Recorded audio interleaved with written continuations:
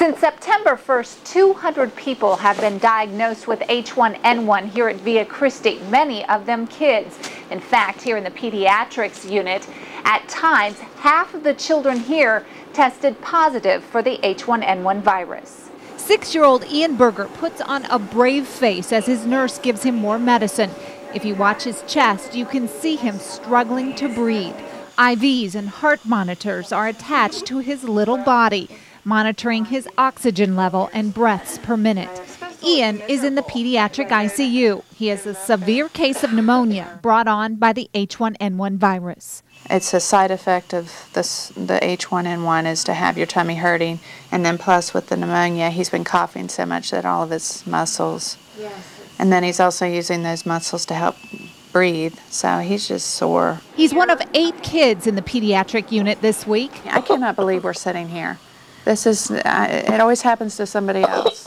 So here we are, and my son is in critical condition, and we're wondering how it's still going to go day to day. We're still in ICU 5 or 6 days later. It came on quickly. Mom Lori dropped him off at a Halloween party. 2 hours later, it hit. 9 p.m. when I went to pick him up, he was not feeling well. His tummy was hurting, and he was a little lethargic, and just saying he didn't feel well. He had a temperature of 104. My chest was starting to, my throat was swelling up. The next day, Ian was gasping for air. They rushed him to the emergency room. I just always keep thinking that he's going to be okay. One of the doctors even explained, you know, they can be gone in 3 hours. For the last few months, the pediatric unit has been busy. Many times, all the beds here were full.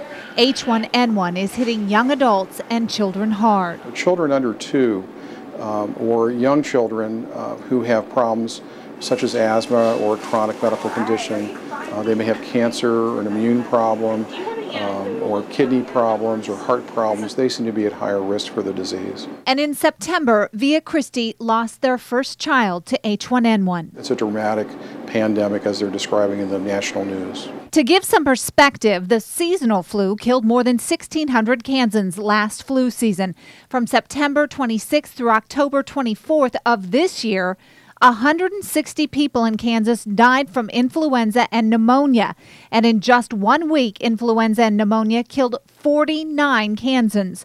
That's 9% of all deaths in the state that week. The Kansas Department of Health and Environment admits there is no other flu virus going around, making it clear many, if not all of the 163 deaths so far were caused by the H1N1 flu. You're doing okay. That help when you put that on? Yeah. Ian is one of those patients with asthma, putting him at a higher risk. Good news, though, he is getting better. Just this week, he was released from the hospital. Doctors say 99% of us will get the virus and be sick for a few days and recover. But there are signs that you need to get to the hospital or doctor. A temperature of 102 degrees or higher for more than 2 days. You're having a hard time breathing, or your skin is turning blue or pale, or vomiting won't stop. Ian's friends sent him letters and pictures and balloons from school with prayers that he gets better.